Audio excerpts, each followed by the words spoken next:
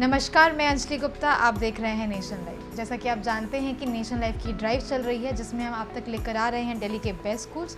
इसी सिलसिले को आगे बढ़ाते हुए आज हम मौजूद हैं सेंट माइकल्स पब्लिक स्कूल में।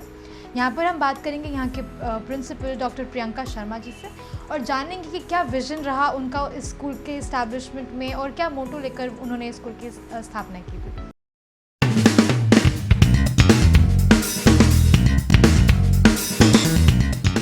Welcome ma'am. मैम, मेरा सबसे पहला क्वेश्चन आपसे ये रहेगा कि जब सेंट माइकल्स आपने स्कूल की इस्टेब्लिशमेंट के बारे में सोचा, बिकॉज़ मैं आसपास का एरिया देख पा रही हूँ, तो आपने क्या सोच के इस स्कूल की इस्टेब्लिशमेंट की स्थापना की? स्कूल की स्थापना के पीछे सिर्फ एक मोटो हमारा यही है कि द्वारका जैसी जगह पर हर बच्चा अच्छी से अच्छी एजुकेशन ले रहा है, सारी सुविधाओं का लाभ उठा रहा है, क्योंकि उनकी पेइंग कैपेसिटी उस हिसाब से है। हमारे पास यहाँ इस एरिए में गरीब बच्चे, middle class, lower middle class, even hawkers के बच्चे, आपके छोटी छोटी शॉपकीपर्स के बच्चे यहाँ पर रहते हैं और हम उनको लगभग वही सुविधा कम से कम फीस में दें, ये हमारा मोटो रहा।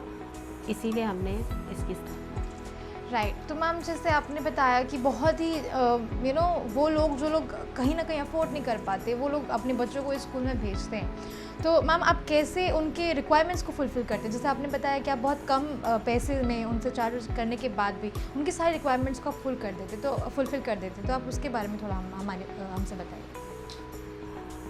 देखिए, जैसा कि मैंने आपको बताया कि यहाँ के पेरेंट्स की पेइंग कैपेसिटी बहुत ज़्यादा नहीं है।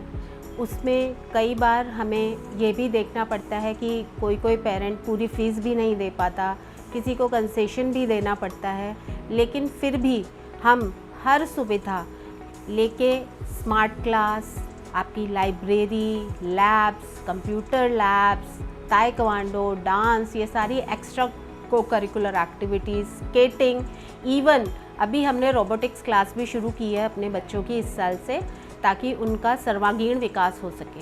राइट। बहुत अच्छा लगा मैम जान के कि आप ऐसे एरिया में वो सारी की सारी रिक्वायरमेंट्स दे रहे हैं जो बच्चों की नीड होती है आज के टाइम पे। तो मैम, मैं आपसे आपका एक पर्सनल क्वेश्चन लेना चाहूँगी कि जैसे आप एज अ प्रिंसिपल स्कूल को पूरा हैंडल कर रहे हैं, तो आपका एक्सपीरियंस कैसा रहा है अभी तक? क्योंकि आई अंडरस्टैंड कि बहुत लोग ऐसे होते हैं जो बहुत एक्सपीरियंसेस के बाद एक ऐसे मुकाम पर बैठते हैं, तो उनका एक अलग अनुभव रहता है। तो मुझसे आप अपने अनुभव के बारे में थोड़ा बताइए। देखिए, अगर देखा जाए तो मैं एक होम्योपैथिक डॉक्टर हूँ। I am a homeopathy doctor और मैंने ये स्कूल 2008 जनवरी से संभाला है। बीइंग अ होम्योपैथिक डॉक्टर मुझे पता था साइकोलॉजिकली पेशेंट की क्या साइकोलॉजी है, कैसे ट्रीट करना है, और मैं अपनी प्रैक्टिस को छोड़ के ये स्कूल मैंने संभाला। और मैं आपको बयान ही नहीं कर सकती शब्दों में कि मेरा कितना अच्छा एक्सपीरियंस रहा जब आप निकलते हो और आपके बच्चे नमस्ते मैम कह के आपके सर झुकाते हैं, और उससे एक बहुत अच्छी अनुभूति होती है। आप क्लासरूम में भी आप चाहें तो मेरे साथ जाके लाइव देख सकते हैं कि बच्चे आपको फुल सपोर्ट करते हैं।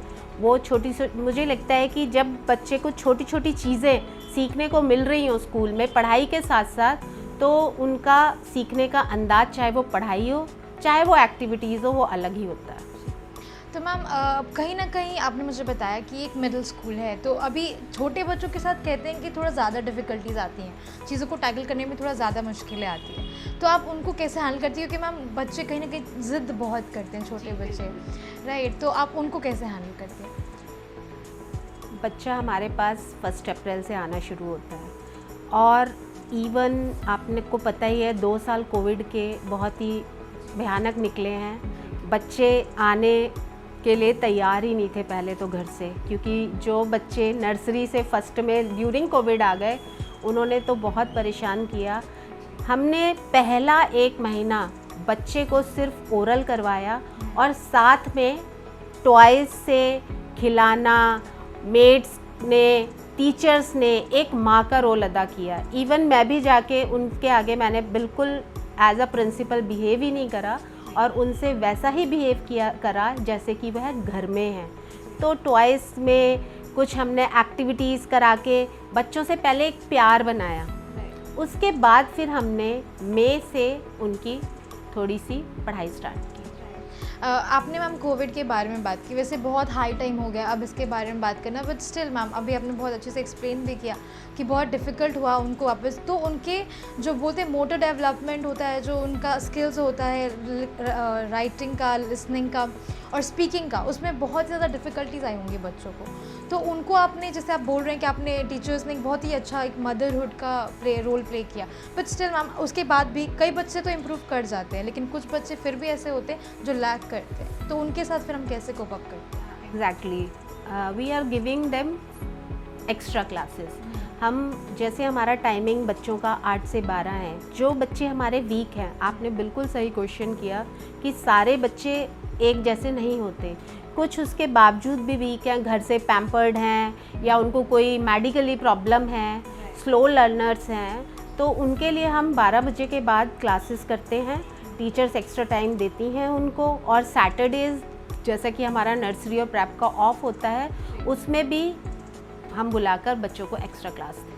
जी, तो एज आई सेड मैम की मिडिल स्कूल है ये, तो मैम कहीं ना कहीं पेरेंट्स को बहुत ही ज़्यादा एक कोऑपरेशन की ज़रूरत होती है स्कूल के साथ अपने बच्चों का पूरा डिसिप्लिन और लर्निंग में। तो पेरेंट्स और स्कूल का मैम एक मैं कनेक्शन के बारे में जानना चाहती हूँ, कैसा एक कनेक्शन रहा है पेरेंट्स और टीचर्स के बीच में हमेशा से, क्योंकि पेरेंट्स टीचर मीटिंग तो स्कूल में होते ही हैं, लेकिन कई स्कूल ऐसे हैं मैम जो ना बहुत ही डिफरेंट और यूनिक प्रोग्राम्स करते हैं ताकि पेरेंट्स बच्चों को और अच्छे से समझें, क्योंकि आजकल मैम बहुत ज़रूरत है साइकोलॉजिकली, आप देखें एज अ डॉक्टर आप बहुत अच्छे से इस बात को समझ रहे हैं कि साइकोलॉजिकली बच्चों की मेंटल उस पर बहुत प्रेशर पड़ता है। तो हम कैसे पेरेंट्स के साथ इस चीज़ को एक्सप्लेन करते हैं, समझाते हैं कि अब बच्चों को अलग तरीके से हैंडल करने की ज़रूरत है? देखिए, जब बच्चा छोटे लेवल पे होता है, जब नर्सरी प्रेप में होता है बच्चा, मुझे लगता है हमें पेरेंट्स से इंटरेक्शन की तभी ज़्यादा ज़रूरत पड़ती है। तो उसमें हम समय समय पर इंटरेक्शन प्रोग्राम्स रखते हैं, पेरेंट्स को समझाते हैं, पहले टीचर समझाती हैं, अदरवाइज़ मैं भी जाके पेरेंट्स से बात कर लेती हूँ। तो हम उससे हम छोटे छोटे इंटरेक्शन प्रोग्राम्स या हम बच्चों के प्रोग्राम्स करते हैं। सपोज़ कीजिए चिल्ड्रंस डे है, हमने कोई प्रोग्राम रखा, नवरात्रि है, उस पर कोई प्रोग्राम रखा, तो हम पेरेंट्स को बुलाकर अपनी बात कहते हैं और उनकी सुनते भी हैं।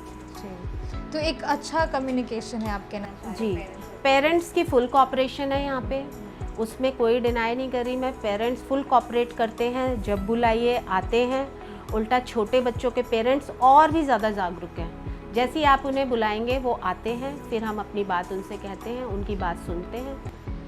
तो मैम एक लास्ट क्वेश्चन मैं आपसे लेना चाहूँगी, जैसे हम स्कूल्स में, क्योंकि स्कूल है तो डेफिनेटली कहा जाता है कि डिसिप्लिन और पूरा मंदिर होता है जहाँ पे बच्चे सीखते हैं सब कुछ मैम, बट उसके बावजूद भी कई सारे बच्चे ऐसे होते हैं जो डिसिप्लिन से प्रॉपर होते हैं, लेकिन एजुकेशन और स्टडीज़ में कहीं ना कहीं मेरिट बेस पे वो लैक कर रहे होते हैं। तो आपने उनके लिए मुझे बताया कि एक्स्ट्रा क्लासेस होती है, बट स्टिल एक्स्ट्रा क्लासेस के बाद भी बहुत सारे बच्चे ऐसे होते हैं जो अंडरस्टैंड नहीं कर पाते, कहीं ना कहीं उनको लगता है कि टीचिंग में प्रॉब्लम आ रही है, तो उनके बारे में आप कैसे उनको डील करते हैं? एक बात मैं कहना चाहूँगी, सारे बच्चे 100% नहीं हो सकते, ठीक है जी, ना ही सारे बच्चे एक ही उसमें जा सकते हैं कि सारे डॉक्टर बन गए, सारे इंजीनियर बन गए, ऐसा नहीं होता।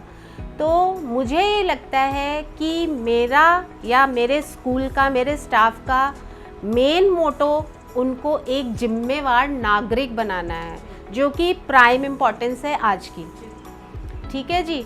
आपके पास कोई ना कोई हुनर होना चाहिए, उसके लिए मैं अपने बच्चे को ताइक्वांडो करवा रही हूँ, स्केटिंग करवा रही हूँ, रोबोटिक्स की क्लास दिला रही हूँ, ठीक है जी, कंप्यूटर लैब्स हमारी चल रही हैं, इवन स्केटिंग भी हम चला रहे हैं।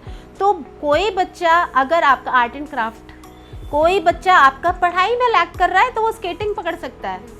मेरे अपने बच्चे हैं जो यहाँ से पढ़ के गए हैं, आज ताइक्वांडो में ब्लैक बेल्ट है और वो खुद एज अ टीचर स्कूल्स में लगे हुए हैं। तो मुझे लगता है आज की डेट में वो ज़माना जा चुका है जब आपने पढ़े नहीं तो आप कहीं भी नहीं कर सकते तरक्की।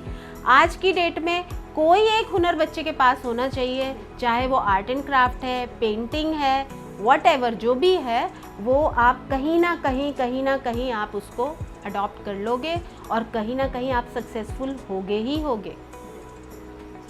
Thank you. You so much ma'am हमारे साथ बात करने के लिए।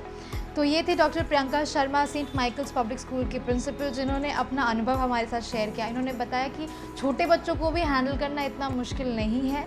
जो मिडिल स्कूल्स होते हैं वो भी बहुत सारी अलग अलग एक्टिविटीज़ के साथ बच्चों के साथ डील कर सकते हैं, उन्हें उसका एक्सपीरियंस दिला सकते हैं। ऐसे ही और डिफरेंट स्कूल्स नेशन लाइव आप तक लेकर आता रहेगा। उन्हें देखने के लिए बने रहे हमारे साथ। धन्यवाद।